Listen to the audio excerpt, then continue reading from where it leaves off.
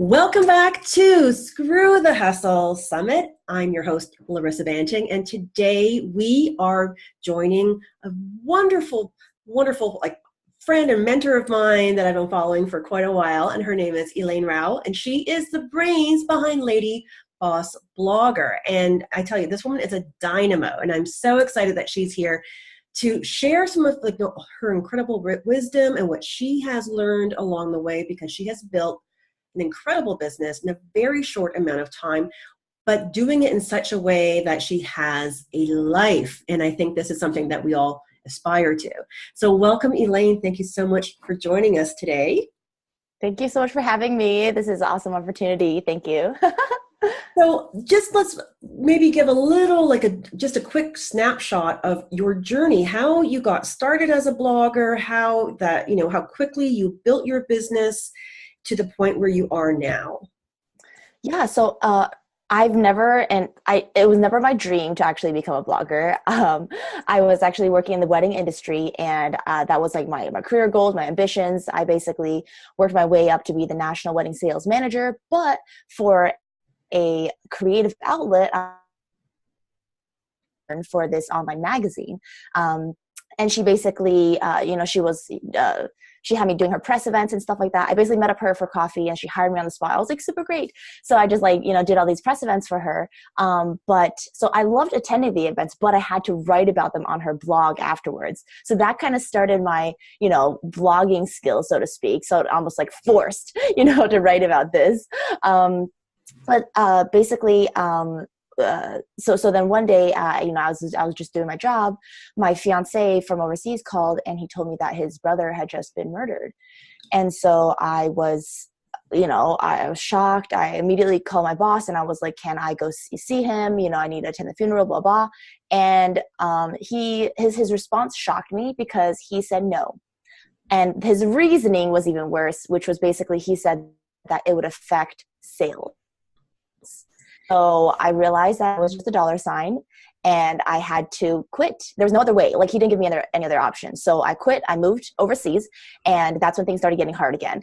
I thought, I had no plan, no job, no anything. And living in a third world or developing country where I didn't speak the language. So my sales skills didn't translate, where I didn't understand the culture. And I didn't have no friends except for, my fiance. And he was actually my boyfriend at the time. But I say fiance because it sounds better. But and then my wedding industry skills didn't translate either, too, because no one gets really, only the rich get married in Honduras.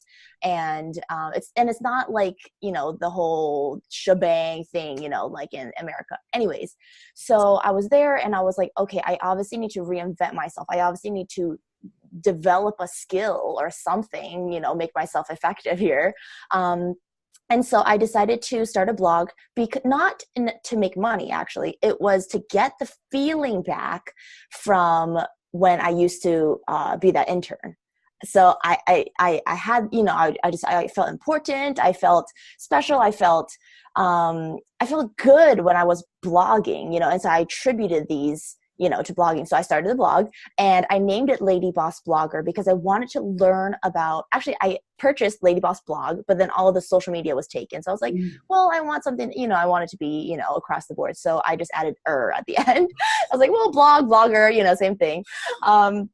So because I wanted to become a lady boss and I had no idea how to do that. And I also wanted to become a blogger, but I also had no idea to do that either. Because while I did write blog posts, that's nothing. That's, the technicalities of starting a blog, people say that it's, super simple. It is. But after you do it, there's a lot of complications that come with it. And so I wanted to learn about who I wanted to become. And that is, in essence, what I did and what I became. Wow. So now 2 years later, there's a lot of other lady boss bloggers, that have come through my courses and everything like that. And now they have also, achieved, what I have achieved. I was basically, in essence, my very first student teaching what I teach now. Wow. So tell us, because you started basically from ground zero, like you totally reinvented yourself. And I totally understand that because I actually moved to Costa Rica to be with the man who's now my husband, and I didn't speak the language. I didn't know anybody, and I had to reinvent myself. And it's funny because I actually started a wedding business. Oh, in Costa Rica. In Costa Rica, yeah. Oh my gosh. Yeah, Okay. yeah. So it's kind of funny that I'm like, well, listening to your story, I'm like, oh my gosh, like we're so similar in so many ways. Yeah. But I totally understand that. Yeah, like having to reintroduce, like, it's like that mother was invention is the mother of necessity is the mother of invention, right? So you basically started from ground zero. You taught yourself, I imagine you were just like consuming everything that you could, plus lots of trial and error. Mm-hmm. But you managed to build your email list to 14,000, right? In a year. So, okay. So I focused on followers my very first year. And so I had built my followers up to 100,000 followers in 1 year. And then the next year I was like, I started learning about this whole emailing thing, and like I knew in the back of my mind that it was important, but I don't know, it was just another, complicated thing to learn. And I just kind of procrastinated about it. And like, I guess at that point I hadn't seen because I didn't know, the power of email. But I just, so I just decided to start it, the next year. And wow, I was like, why did if I have 100,000 subscribers versus followers, I'm like, that would make life so much better. But honestly, I'm glad that I just started. That's like literally all, like the whole entire business is basically just me starting different things and then learning how to do it better and better and better and better. That's it. That's like the business model, so to speak, So, go ahead. Oh, no, I was going to say, like, that's amazing. I mean, 100,000 followers and then 14,000 subscribers. Like, you've had incredible, like, your hockey stick like this of growth for a new business. And I would attribute it to consistency. I think a lot of people start blogs and, start doing different things, but they're not consistent with it. I worked on my blog, number one, from like 6 a.m. to midnight every single day, learning, digesting content, just figuring out, trying new things like every single day. And then, well, first off, friends hang out with, I know distractions, but in addition to that, I also delivered one brand new piece of content to my audience every single day as well. Wow. And so, I mean, and it's been 2 years and my blog has not stopped producing a brand new piece of content every single day. So imagine 2 years worth of content, it makes your blog look, so much bigger than it is, you know what I mean? Or how long it's been around, and I mean, that's helped with everything, with audience, with SEO, with literally everything. So if you can be consistent and if you can post every day, and you can discipline yourself to do it, do it. If not, obviously it's not, most people work around jobs and there's different things that they're doing. There's not 100% invested in blogging only. Obviously it's going to be a little less, but that is how I grew my audience so fast, so quickly, I believe. Wow. So, to produce one new piece of content a day is like you're a machine. Well, I also attribute it to my automation. So basically, in the sense of number one, I have templates for everything. And number two, I have a structure for everything. So everything is the same. And then I build. And then I see what I like, I see what I don't, and then I tweak it a little bit. And then, so it's constantly like a changing machine, but it's still, yes, you're right. It's a machine in the sense of, content production, in the sense, okay, I said content production, right? Production. When, let's say, I like to use this example, like if you go home at 6 p.m. and you want to watch your production on the show, like your TV show, your channel, whatever. And if it's not there, you probably jump to another show, right? So if you're constantly there, you're constantly available, you're constantly like, kind of like a mother or a father, or a relationship, somebody is there for you all the time. You start trusting them. You start listening to them. You start tuning in and you start knowing exactly when they produce the content and exactly where to be. And then your audience shows up for you because you're showing up for them. So it goes hand in hand. But building a relationship. Mm-hmm. Which I think I feel like sometimes a lot of entrepreneurs just feel like, oh, I just have to push something out there. But it's that idea of talking to or at the audience, not with the audience. Yes. And I like that you said that because that relates directly to email. So I feel like with social media, I was doing a lot of talking at, but then once I developed the email list, I was like, I always say, hey, email me back. Let me know your thoughts. And people, when you ask them, people actually do. And that's when I started developing these super cool relationships. And like, when number one, when people get onto your email list, they're already like what I consider a true follower, a true fan, because they already like are engaged with their content and they've taken the time to put their email list down. So they obviously want to engage with you. They want your content, right? And so those are the people I actually want to engage with, those are the ones I want to build that relationship because they've already took their first step too in saying, hey, I want to do this with you, so that's another reason why I think email marketing is just huge. And number one, I mean, first off, who in your life, minus maybe your 100-year-old grandma, does not have an email, right? Every single person has an email. Not every single person has Twitter or Instagram or Facebook or anything like that, but everyone has an email. That's why it should be your number one priority in business. Well, I think, last week with Facebook, it was Facebook, Instagram, WhatsApp, because I mean, was it WhatsApp too? WhatsApp, it was because Facebook owns all of those now. So, like I know, like those of us in Latin America tend to use WhatsApp a lot, and in Europe as well. North America, they still seem to be getting onto it, but it was buggy as well during that entire Facebook, apocalypse. I couldn't post, and nobody could get voicemails through.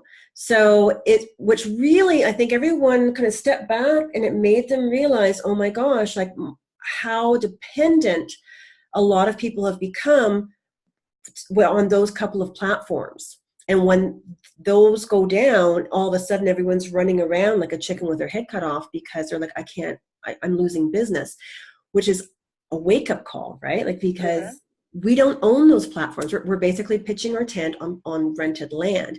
But as you're saying, with your email list, those are your peeps. They are going to get your message no matter what. But, because Twitter, I think when you post something on Twitter, it's got like a 20-minute shelf life, basically.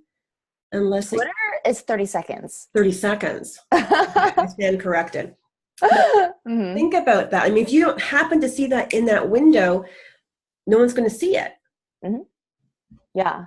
And so actually I took that opportune moment to launch my course, which was like how to start, grow, and monetize your email list, because I was like, wow, obviously, like, because I was super chill, I just like, I was like, okay, I can't get on Instagram. Can I get Facebook? Okay, let me just work on something else. Like it wasn't like I didn't freak out, because I knew all the people that I wanted to get in contact with, I still could, granted, of course, it's still better to, get more and more. The reason why you have social media is so that you can get them into your email list. That should be no other reason that you're on social media, minus a little bit of branding, but that's about it.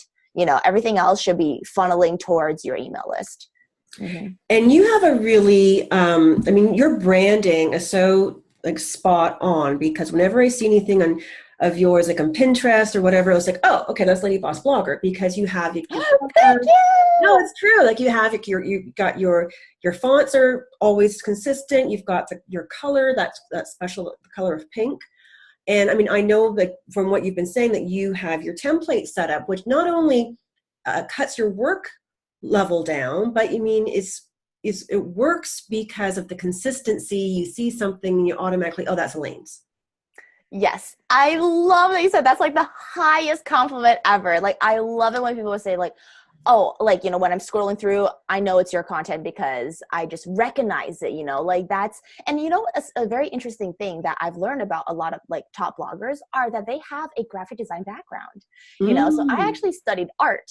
I'm not a writer. I'm not, whatever, like, but I'm very interested in the artistic appeal to it and branding, so like, and that is the one thing that's going to separate you from the pack. So if your branding's on point, you're already like 50%, ahead of the curve. So, and that seems to be like something so I don't know, minimal, especially from like, if you come from a writing background, you want, you write great content, you want people to just read it, but that's not the case. People like visuals are 50, your content is 50. And so they have to merge in the middle. So thank you so much for saying that. Yeah, no, seriously. And I like it because the way that when you do your emails, you have, I know you have your graphics that you use for Pinterest, which is something a lot of people haven't really talked about much about Pinterest, because I think a lot of folks still feel like, oh, that's for recipes or for planning your wedding, but they don't realize it's the second biggest driver of SEO after Google, right? Yes, that is correct. And so tell us a little bit about how you've been using, Pinterest, because I know that you're big on that with every blog post and every email that I get from you, you have that included. Yes. So as you said, basically Pinterest is a visual Google, right? And then YouTube is the video Google. And then Google is like the text Google. So you need all three of these. So I'm jumping onto the YouTube train soon enough, so that I can get all three of these SEOs. But those, they all work basically in Google. So for example, I didn't jump on the Pinterest train until a year after I started my business too, which I was like, but basically, how it works is, they use very similar concepts, like alt tags. What an alt tag is basically a, for Google to understand your image, they have to read it, because Google can't read an image. So for example, if you have an image of a flower or a woman picking a flower, you will type in woman picking flower so that Google knows this is what the image is. And so there's ways to use Pinterest that you have to use it in terms of how a computer would read your image. But anyways, that's like super complicated, or maybe not. But basically with Pinterest, why it's such a huge traffic driver is because every single one of your pins, you get a link directly back to your blog post. Imagine, think about Instagram. You get one link on your bio. That's the one thing, because they want you to stay on the platform. Facebook has, stopped, they now, even because they have their own video stuff, they've stopped with YouTube. They make YouTube little thumbnails super tiny now, so that you don't necessarily view those, you view their videos.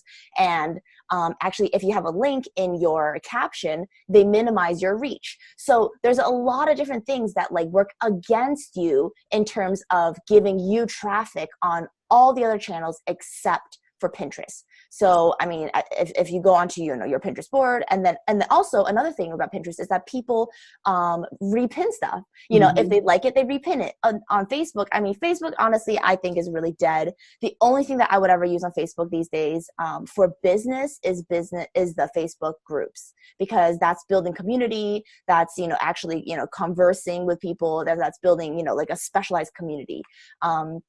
Other than that, I have 60,000 fans on Facebook, and about 5 people organic reach. So Wow. it's 100% pay to play platform. If you don't pay, you don't get no reach. So there's definitely, Pinterest and learning how to optimize your blog posts for Google. This is how you're going to get organic stuff. Or if you have the money and you want to pay, great. But also even after, I've run several paid ads, they still, it's another whole skill to learn, the paid ads and how to target and different things like that. So just to back it up then, so you built your followers. That's a huge number, 100,000. And was that strictly organic, or did you use any paid ads for that? No, it was basically, as I said, posting consistently, engaging consistently. And on top of that, I had little helpers. So from day one, I actually I've had interns all throughout. Now I have a team of 12 interns, but starting out, I had one. And then probably by month 2 or 3, I had about 2 or 3, so I realized very early on that, number one, I incredibly good at delegating. So that is a huge strength of mine that I didn't even realize was a strength. It's a soft skill, as they call it in the work world. but I really enjoy it, like, and I know because I structure my own stuff in a certain way. So then I structure their stuff in a certain way. So it's very easy to follow, so like, I mean, you're basically spreading out your work, over, however many people, and the more and more people you have, obviously the less and less work you have to do. So not only, do I have automatic procedures and different things like that, I also have, people doing those procedures for me as a human, that human element, as well as like, for example, for the very, very first thing I invested in my blog was social media automation. So that took me way hands off, and all I had to do was focus on creating great content, instead of focusing on like promoting it and like, so basically what I signed up for was, it's called, if you want to check it out, you can go to ladybossblogger.com/smarterq. That's like smarter as in, smart ER, and then QUEUE. Yeah. So you can check that out. And basically what this software does, it recycles your content. And how I've structured it, obviously when you structure and you set it up, it's going to be a little bit more difficult, but after you have your your train going, so to speak, and running, it's on, like, I literally haven't touched my Facebook, LinkedIn, or Twitter for a year. Wow. A whole year, because it's recycling my content for 90 days. And so sometimes, I'll have some intern maybe add a few things here and there, but like, I mean, I got a little lazy because it just does all the work for me. And it looks like I'm online all the time, and I'm not at all, so. Wow. That's amazing. Yeah. I mean, it's smart tools. There's, we actually have one of our speakers is Ben Dell, who created Missing Letter. I don't know if you know of that app. It basically will take your blog post and then create like little like text boxes and links and pull out like any kind of visuals that you have, and with some text, and you can put, and it'll automatically populate it for Twitter or LinkedIn or for various platforms, and then it schedule it for an entire year. Okay. Yeah. So similar concept for sure. That's really cool. Yeah. And but I think that you've just hit the nail on the head that by using this app, it looks like you're everywhere, but you're not. Like, you're not having to be a slave to trying to post on Facebook or LinkedIn, and that's work. That's best screwing the hustle right there. And also, I mean, with blog posts too, like, I mean, I schedule all my blog posts in advance. So, I mean, there's sometimes when you like work and you're just like, I'm so effective. And then you like whip out 20 blog posts. You're like, okay, schedule. You're all, I mean, that's like almost the whole month done, and cause I post every day, so that's like almost a whole month. And it's like, and then I can just be, doing whatever. So whenever I go on vacation, whenever I go on, whatever, like I'm going to Bali in April. Yay. So I'm going to like basically schedule everything in advance, and then, delegate the things I need to delegate to my interns. And then whenever I'm on vacation, also like I have my interns run everything, so like it's pretty incredible. And why, a lot of people ask me, why do you choose interns versus outsourcing versus, other stuff like that? And honestly, out of college, so in college for 4 years, I was a mentor, and, for younger women, for high school girls, and everything like that, I was, camp counselor, blah, blah. And I really missed that mentorship element, but I didn't want to charge for it. I'm like, I wanted, like, I love the sharing, the collaboration, the building up of the next generation, in order to empower them. That's what I really missed in the career world. And so now with my own business, I get to have that, I get to give that opportunity to other people versus like, I mean, I've worked with several, outsourcers, freelancers. And I feel because I have my brand, it's very structured and I have an exact way of doing things.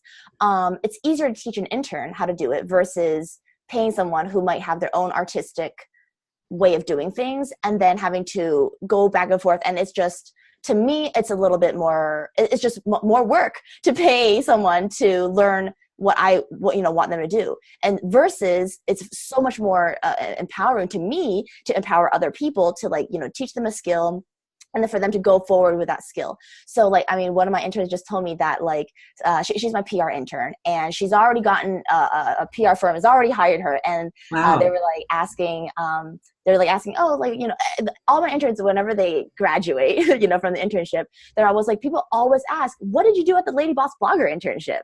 You know, they're always, you know, like wondering, you know, what it is. And then when they tell them what they did, they're like, oh my gosh, you did so much. Like, that's not, you know, like, and I was like, yeah, because an internship isn't for you to, you know, sit around and, you know, I don't know, like it's for you to learn. Like I learned everything from my internships, you know, and, but I was also very proactive in my internships too. So I don't know. I just think that it's a very fun thing for me. I talk to them all on Friday, you know, and so I don't know. It's like having a team, but having a team that you get.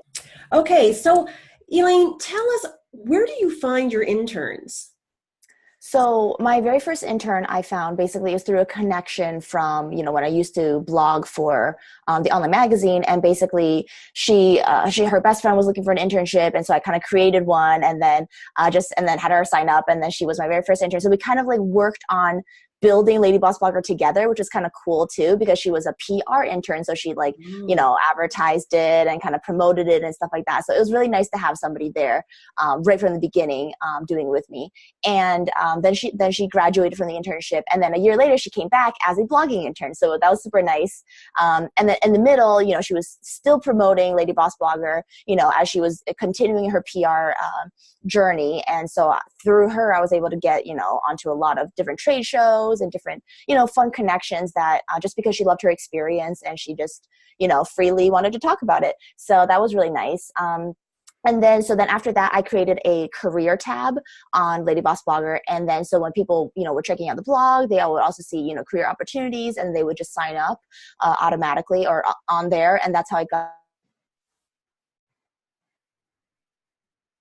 super sweet. There was a girl from New York, Buffalo, New York, and I don't know. That's how like I got like after a few months of being in blogging, that's how, you know, I got my other interns. And then once I moved back to the States a year later, I actually spoke out of college, and I was like on a panel for networking, you know, in front of like, I think like 400 or 500 like juniors and seniors. And I just kind of pitched it to the audience, and I was like, so I'm also looking for interns, so whoever wants to sign up. And so I got a whole team of amazing summer interns from that one talk, because that one talk led, you know, one girl to sign up, and then, you know, that girl's roommate, and then and like all, you know, they all talk. And so after that, I did another talk at the same college at like a journalism like meeting or something like that, and got a couple more. So like, it's just kind of like one thing led to another, and interns, like, they talk, you know, like, and so, but within one school. So then I wanted to reach out to more schools. So I signed up for this thing called Handshake, and it's basically like, you know, you can post your internship on, you know, these schools, and then basically they will approve you or not approve you, you know, it's different things like that. So yeah. Wow. So, and how long does an internship usually run with you? Like for how many months or a year or whatever? It depends. I like to have them do it for credit. So if they're trimester, you know, sometimes it's 3 months, sometimes it's 6 months. If they're not doing it for credit, which I don't usually hire who aren't doing for credit, but because they do a lot of work,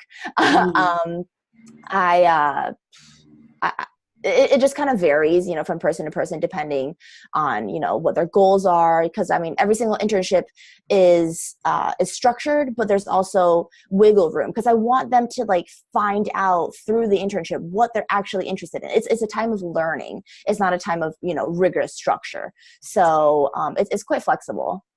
So, I mean, because I find this fascinating. I mean, I've used interns in my own business, but never for like the online. And I feel like this is something that is very underutilized for a lot of entrepreneurs. So when you have your internships, you said you have like upwards of like, what, 10, 12 people interning with you at a time. So how is it like, okay, well, I've got one person doing PR and one person doing like emails, one person doing research. Like, walk us through how you set that email up. is me. That's you, so, okay. Yes, there are certain things that like you cannot delegate to an intern, such as Email is like your most prized possession. It's you and your followers. They want you. They don't want, and so there's certain things, like if you're just posting daily online, whatever, an intern can do that. But the content itself, now I actually have my interns create the content too, after I've trained them on how to write, how to structure, how to do, SEO, like all these different things. And then they start churning out these, so basically we kind of like collaborate on pieces that helps me create a lot more content a lot faster. So they create like the general outline, they, do everything correctly. And then I go in and I edit it and I add in whatever else that they might have missed. We go over it again, and then they learn how to better, improve their articles and how, and that way there's still an element, like, what I mean? That's how I keep it consistent with the LadyBoss Blogger brand, because I read through everything before it gets posted. So, but in regards to what were you asking? We're just asking, how do you structure? Is it like, okay, so this is your silo and this is your silo? So they. Oh yes.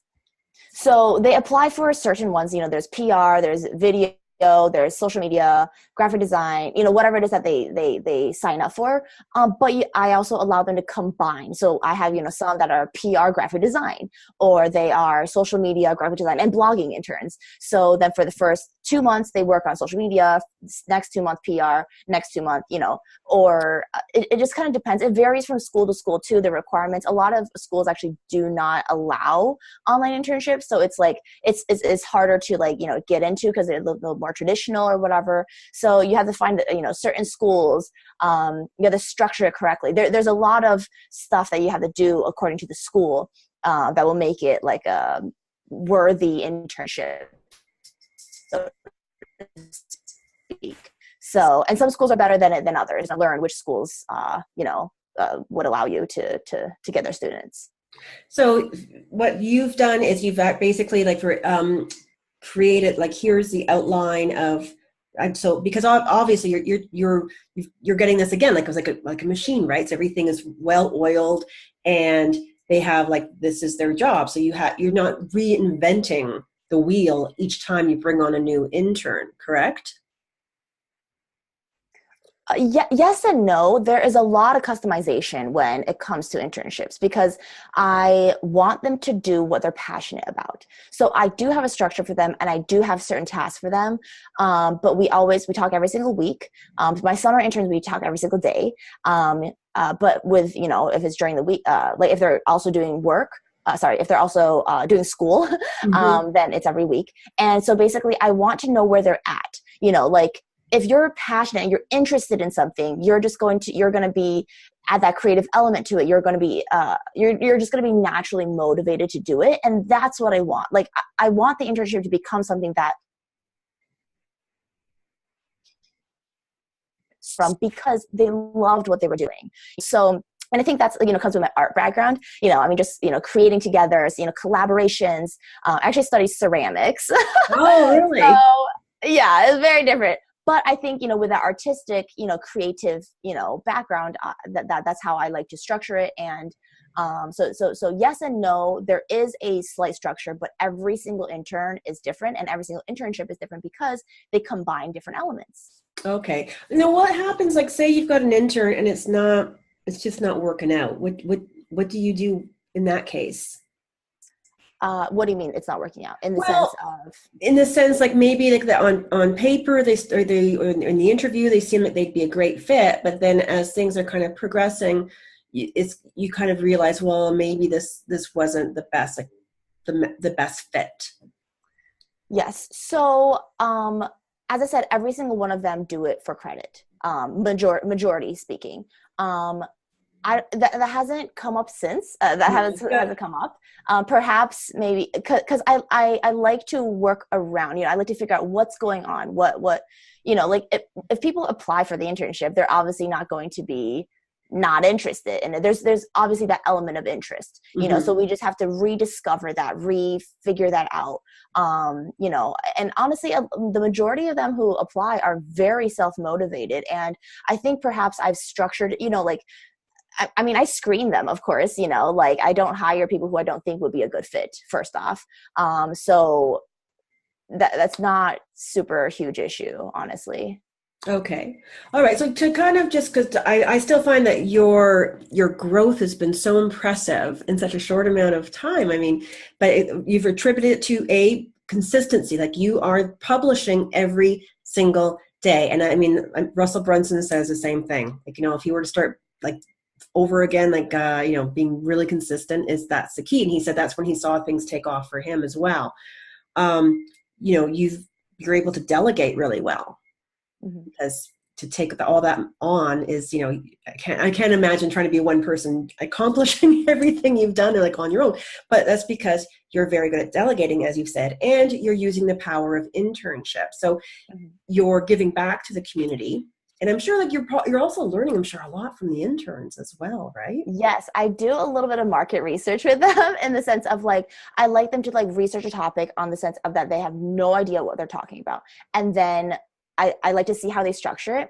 And then that gives me a teaching moment of like, okay, this is what it is. A lot of my blogging interns are like, I don't have no idea what I'm blogging about. But by the end of it, they do, in the sense of like, and then I use that information to be like, okay, so this is the stuff that they found online, which is wrong. Like why are they finding this information and that's not working per se, and so it not only is a great teaching moment, it's also a great market research for myself, to see what's out there. Because I mean, trying to find a topic to write about with authority every single day like that, I'm like, where do you come up with the ideas? Like, where do you? Like, I mean, a lot of times, like I find myself stuck looking at the blank page, going, "What do I write? What do I write?" So, how do you keep that consistency and finding new, fresh topics to write about? I think that part is for me easy just because I'm an idea person, so I'm just, it's always, like I was going. So I always have like a whole list. I mean, we're booked out for guest posts all the way until July, you know what I mean? So there's not like, I, yeah, so there's just always, and plus like if the interns have something that they're interested in, we'll talk about it, and then they'll write a bunch of headlines, and then I'll go over, I'll be like, okay, if out of these 50, these 5 are good, expand on these. So it's not just me once again, you know what I mean? So yes, I have, like when I start the blogging interns out, I list, depending on how long their internship is, but usually about like 20 blog posts that I need written. And then if they have like one that they, might want to go further on, like that's totally fine. Usually they don't, because usually, they come from the background of the structure of like, okay, this is my assignment, I do my assignment, but some, I want to give them the creative freedom to be like, oh, I want to explore this a little bit more, so no one has yet taken me up on that request or offer, but who knows, so you say, I think so, yeah. So, and then I have them execute it, and then we just continue working on how to make it better. So. And did you find, like, because you mentioned about guest posting, so when you first started out, did you yourself go on and guest blog on various blogs, or did you right off the bat start having people guest blogging on your blog? Tell us a little bit about how that works. Yeah. So I was very hesitant initially to have, other people guest blog on my stuff. But after getting so many requests and just like people like, just blowing on my email about it, I was like, okay, obviously this is, could potentially be another viable way of income. Obviously the demand is out there. So let me, see how to monetize this. Because originally I was monetizing it with I was posting interviews on my blog posts. So basically, it was, interviewing women, female entrepreneurs who are killing in business world, and that was all the blog was about, was just interviews for female entrepreneurs. But then obviously to the next step, to like, see their expertise in action is guest posts. And so I was like, yeah, this actually makes a lot of sense, because not only do you want the interview, you want them to give good content too. And in order to do that, a guest post is in place. So I set up the structure and everything like that. And so people pay me to guest post on, to reach my audience now. So, yeah, I think it was about a year later, once again, everything happened after a year of starting the guest post part of LadyBoss Blogger. Okay. Now we were talking a little bit earlier about being like influencer, like how like that's one area that you've contributed your success to is because you were able to establish yourself as an online influencer in the blog world, with your LadyBoss Blogger. Can you tell us a little bit about how you did that and what steps you've taken and how that's morphed over the past couple of years? Yeah. So I think that is something that just starting out, I separated my personal and my business accounts. And I had I have, like on Instagram, I'm at Elaine Rau, and I'm also at LadyBoss Blogger. On Facebook, I'm at Elaine Rau Official and LadyBoss Blogger. So everything was separate because I also post different content on these two different things. On Elaine Rau, I post my personal stuff, like where I'm going, where I'm traveling, what I'm doing, what I'm eating, what I'm, I don't know, what books I'm reading, so that was something I wanted to share and something I wanted to just keep up. But I didn't want it I didn't want to have like a personal and professional brand melded together, just because I didn't want to be on all the time. When you have a brand that's so much you intertwined in it, there's no room for collaboration. There's no room for you to be, and that's when you get burnt out, so I wanted it to just be something that is a more, that everybody could see their face on there, I am a LadyBoss Blogger. I want to become a LadyBoss Blogger. It's not just, oh, she is the LadyBoss Blogger, so I wanted it to be and plus, I mean, the whole reason for starting my thing was to highlight women in business. It wasn't to highlight myself. It wasn't, when I started, I mean, I literally had zero confidence. I had nothing, I had nothing to talk about. That's why I interviewed other people, because I wanted to know what they had to say, and after a year of doing, posting a brand new interview on my blog, I started becoming kind of, I don't know, the go-to person for interviews. And I was like, oh, this is kind of cool, And then after that, I slowly started having stuff to talk about by myself. And then that's when I started. So it wasn't until after a whole year of quote unquote blogging that I actually wrote my own very first posts myself. Interesting. Yes. So it was all about promoting other women, other people. And so I think that also is another thing of how, it grew so fast, because my goal was never to elevate myself or to elevate what I was doing. So I feel like I almost became an accidental influencer, because I started being called an influencer before I even realized what that really was. And so then I was like, oh, okay. But being an influencer, it's a very personal thing, And so I realized after having some conspiracy theories of who's the LadyBoss Blogger, I was like, oh, okay, maybe I should like show up a little bit more, like maybe there should be just a little more personal element to it. So I decided to, instead of posting, especially on Instagram, like my personal stuff, I would still have my separate stuff, but like link it, from my bio to my personal. So if they wanted that personal element, great. If they just want a business, great. So it's a separate thing, so I'm kind of like niching myself. I'm my own niche, and then LadyBoss Blogger is its own niche too. So, but in regards to influencers and stuff like that, I think because I've been able to separate it, I've been able to get to another two sources of income, because if you're in two separate niches and you're doing them both really, really well, you're attracting two separate kind of audiences. You know what I mean?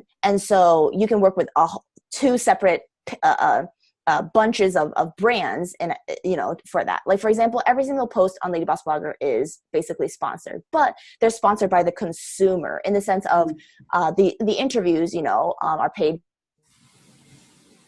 by. Oh, sorry. And then the guest post is paid by the woman. Oh, sorry, you just cut out there for a second. Could you, just when you were explaining that the guest Yes. post is sponsored by, sorry, if you could just back up 1 second. Yeah. So on LadyBoss Blogger, basically every guest post is sponsored by that woman who wrote it. And then every interview is sponsored by the woman who the interview is about. Now on Elaine Rau, which is, the personal Instagram, is basically, as well as, ElaineRau.com, is basically all about, like products that I like personally like to use. Like for example, I just got this in the mail. This is like a home camera, so you can, like I'm kind of obsessed with these things these days. But like, like little things that like I literally personally use. And so if they're interested in me as a blogger, as a full-time blogger, what does a full-time blogger do? So You know what I mean? So it's go ahead. you've got ElaineRau.com is almost like it's almost like a lens into your world as a professional full-time blogger. Yes. And the LadyBoss Blogger is resources for women to become online business owners, full-time bloggers, whatever. Which is, it's so simple, but it makes so much sense, because I think a lot of times people get, oh, we have to be authentic. I have to be, on, and they start to meld the two worlds together, but then it gets messy because, maybe if I'm a professional businesswoman, I want to know, how other professional businesswomen are approaching something. I don't necessarily need to know what kind of home cameras you like to use personally, right? Exactly. I think that's a really smart way to approach. And like you said, you've got two now separate streams of income. Mm-hmm. So how do you monetize? Because I know some people use with blogs, they get on to like, is it Mediavine or like these different where they get paid to have like those website, like influencer campaign website. Yeah. So yeah, I'm on a couple of those. With the one that I love the best is Aspire IQ. I think that they have a great platform compared to all the rest that I've used, honestly. Mm-hmm. So I'm on a few of those through affiliate marketing. So basically, like for example, if I'm promoting this and then I'm like, okay, go check it out at this link, use this promo code, and then I make a cut, a commission off of that. So that's how kind of affiliate marketing works if you don't know. I mean, that's basically how, and of course, so number one, you can get paid by the brand to post, and then you can also join their affiliate program. So you're earning double. So depending on, the sales that you make, like for one of the brands, I actually make $3,000 a month for them every single month. So, Wow. So obviously, they love sending me new products and everything like that. So it's with brands, you want to, like, the more you benefit them, the more they'll want to, work with you, and the more you know what I mean? It's a mutual thing. I feel like a lot of times people, they're like, oh yeah, I just want like free product. And it's like, that's completely the wrong way to go about it. It's like, how can you promote them the best of your abilities? And then after promoting all these products and, doing all these things, I'm like, wow, maybe I should create my own brand and then have other people, promote my store, And so I started LadyBossBloggerShop.com, which is basically, selling business dresses for businesswomen, because that's something that I'm really passionate about, and something that it's like the only thing that I wear, basically, when I go to speak, inside my house, I'm whatever, but like, when I'm speaking, when I'm going out, like, I'm just like, if I'm traveling. So basically when I go out, I wear like, and I categorize them by like mid thigh, knee length, mid calf, and maxi dress, because depending on where you work, there's certain lengths that you need, right? Mm-hmm. And certain lengths that you like to wear. Like, I love knee length dresses. That's like all I wear. But when I'm going out, then I like, mid thigh, kind of cute. When I'm speaking, mid calf or knee length. And then when I'm traveling, maxi dresses all the way. And that's all I wear because it's so convenient. Like, I don't have to pack, a shorts and a pants and jeans, all these things which are really heavy. All I do, if I'm going on a 12-day vacation, I pack 12 maxi dresses. It's so simple. And it just, number one, like, I like clothing and everything to work for you. Like, everything about my life is how to simplify, how to make everything just so smooth. If you're thinking about like, what to pair and all day long, I used to do that in the wedding industry. Oh my God. Getting ready in the morning, I spent an hour and a half every single day pairing my outfits. How crazy is that? And so I was like, how, like, I know a lot of men who just wear all black because they don't want to think about, what it is. But for women, first of all, I'm not going to wear all black all day. But how can you make it dressy, and how can you make it, you know, work for you? So how I came up with is just maxi dresses, you know. So and maxi dresses I mean, not only is it great for vacation, you can also wear it at the workplace. You pair it with a cute blazer. I mean, you can literally, it's so versatile. So that's why I, you know, decided to do, you know, LadyBoss Blogger shop. And so now I'm looking for influencers. So it's interesting, big brands having worked with, you know, and how they structure it, and then now having my own brand, and then now I know exactly how to structure, you know, the influencer marketing campaigns around that. So yeah. Wow, I love it. I mean, Elaine, you are definitely someone that knows, you know, how to really screw the hustle, because, you know, even this about what you wear, how many hours a day do you save yourself? And even with like packing, like, I mean, you've just, I feel like you really have this knack for honing in on how to make the maximum impact with a minimal amount of time invested. Yes. I think it's kind of fun for me, you know, like just trying to like figure out what's the most productive way, or what's the most, time worthy way, because I don't want to waste time, you know? So what would your number one, if you know, to talk to fellow entrepreneurs, what is like your number one tip that you would give to, you know, say another woman entrepreneur who's feeling like, oh my gosh, I've got so much juggling, I'm so many plates I'm spinning. How do I get off of this kind of this crazy merry-go-round so that I'm not a slave to my business? Like, is there, if you could give one like really great juicy piece of advice, what would that be? I would say fall in love with the process, not the product, because 99% of the time you're going to be in process mode. And then that 1% is what we always strive for, what we always, you know, we always see like, oh, she succeeded in XYZ. Like that's always the headline, is that 1%, which is a product that you achieve something. But nobody highlights the 99% of the process. So if you fall in love with the process and you love what you do daily, you're going to get that 1% no matter what. You know what I mean? So I think that, and the number two, I know you said one. That's okay. It's just automate everything. Automate your life so that your life, will basically work for you, you know, instead of against you. So, I mean, you know, invest in automation tools immediately today, because they are there to simplify your life. That's it, you know. Perfect. Elaine, thank you so much for coming on and speaking with us today. You've given us so many juicy tidbits and practical advice. I mean, from, you know, like handshake for people looking for possible interns. I mean, that was a whole amazing discussion, because again, like that's something that we don't really hear about much in the the entrepreneur world. But yes, you've given us so many great practical tips, and you know, we're going to have your link below so people can continue to learn more and simplify their lives so they can screw the hustle as you've done. And of course, you've got a number of different courses that walk them through how they can also up their business while not being a slave to it, right? That's correct. Awesome. Well, thank you so much again, and make sure you check out her links below, and you too can be a LadyBoss blogger, hopefully. Yes, join me. Okay, thanks so much again, Elaine. We really appreciate it. Thank you so much. Bye.